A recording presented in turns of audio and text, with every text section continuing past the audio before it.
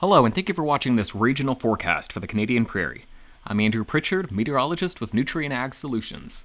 As we look at temperatures across the prairie, we are continuing to see warmth expanding from Alberta into southwestern Saskatchewan, eventually into Manitoba as we head through the next couple of days as a ridge and the jet stream begins to slowly push into the region. Calgary saw its warmest temperature of the day yesterday, a high of 19.5 degrees Celsius yesterday, and that was the maximum temperature of 2020 so far. So we look at the satellite picture, we can pick out a couple of cool things. I'm going to let it play out till the sun rises here. We transition over to the daylight mode, let it freeze. You see this white opaque area here on the Saskatchewan-Manitoba border. That's an area of fog this morning. And then elsewhere, as we look across the prairie, everywhere except Alberta getting to enjoy some sunshine here today. So a really pleasant day for many. But as you head off to the west, we do have some precipitation, some showers across the region between maybe Edmonton and Calgary. And we're going to see light showers in isolated coverage continue each and every afternoon for the next couple of days. As we look at the high-resolution Canadian model precipitation forecast, again, you can see as we head into the late afternoon, into the evening, we got this wide area of isolated coverage of these showers, maybe a couple isolated thunderstorms here. So a big area could see precipitation. Really, the entire prairie has the chance for precipitation during the afternoon and evening today, tomorrow, and then into Friday. But most people are not going to see precipitation.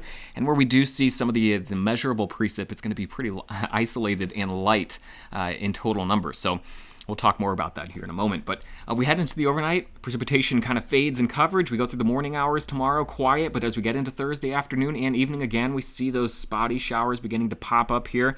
Start to see the radar get some of that light coverage. Heading into Thursday night, things begin to fade. And then we'll look at the radar here for Friday here as we get into a little bit deeper into the forecast.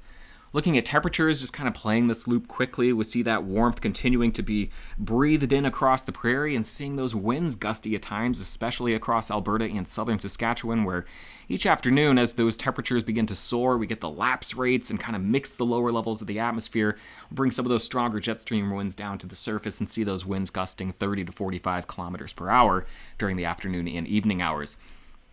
Warmer temperatures, low humidity, a little bit of a deficit in the precipitation in some of our western areas has led to a fire risk here that's very high to extreme in some areas, especially across southern Alberta, getting into far southwestern portions of Saskatchewan as well. And again, that because of a bit of a precipitation deficit here as we look at Alberta, where you see the brown and the pink shading. That's where we've got low to moderately low precipitation as we look at the last 30 days of total precipitation compared to average. And again, we look at some of those windy conditions. Yesterday's wind speeds above 25 miles or 25 kilometers per hour. We see the red shading across much of the prairie here in Alberta and Saskatchewan. We'll see that again today. Those winds becoming really strong, really blustery, really gusty with those warm afternoon temperatures today. And tomorrow, a bit on the lighter side. We'll see them fade as we get into the later part of the week, but it does look like we have the opportunity for some breezy conditions again as we head into the weekend and early next week. Now, looking at the upper level pattern here, I'm going to put it into motion here in just a moment, and we'll see the ridge that builds in as we get into the later part of the week, into the last couple days of April into early May. But as we look at that, that's going to mean some warmth here. That's why I put that in here. But really, I want to focus on the pattern over the next 7 days. And so in the top center here, we're looking at the 500 millibar height anomaly map over the next 7 days, averaged out. The bottom left, we've got the temperatures over the next 7 days in terms of an anomaly. And then on the right side, we've got the precipitation over the next 7 days, departure from average. And so we're dominated here by these two troughs, one off to the north across the Arctic, and then we've got another one here over Greenland.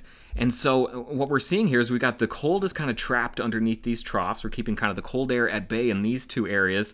And then where we're between the two troughs, we've got a little bit of ridging pushing into the prairie. So that's going to help us warm temperatures across the prairie. Over the next 7 days, we'll be seeing temperatures warmer than average overall. And then as we look at the precipitation forecast here, where we're seeing some of the stronger jet stream winds bring some of that Pacific moisture in across Western Canada. We're really seeing the rain shadow effect here, where the British Columbia, the coastal areas, they're picking up on a lot of precipitation here, but we end up with a dry wedge here across Alberta, getting into southern Saskatchewan. Now, up and over the top of that ridge, we will bring some moisture at times with some of our disturbances. That could give us at least average precipitation north of Highway 16 in Saskatchewan, but then portions of Manitoba, the Winnipeg area, perhaps near average with precipitation over the next 7 days. But no one really looking at any big surplus, and a lot of the prairie going to be looking at drier conditions overall over the next 7 days, combined with warmer conditions.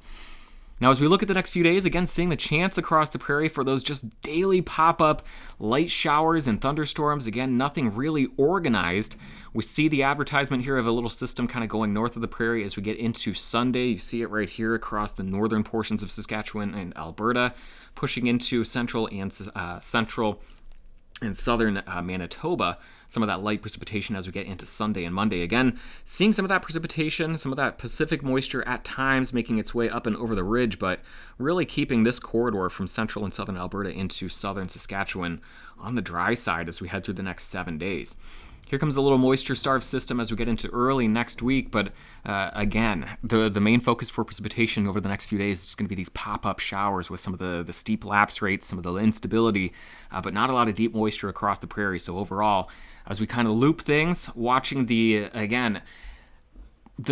a widespread area seeing the showers. The wording on this, I swear I haven't found it at this point yet. A wide coverage of isolated, or a wide area seeing isolated coverage of some of these light precipitation producing showers, and maybe again one of these updrafts producing some thunder. But you can see the corridor here north of Highway 16 across Saskatchewan. Let me change the color here, into northern Alberta. And then down into, this is again not a great line, there we go.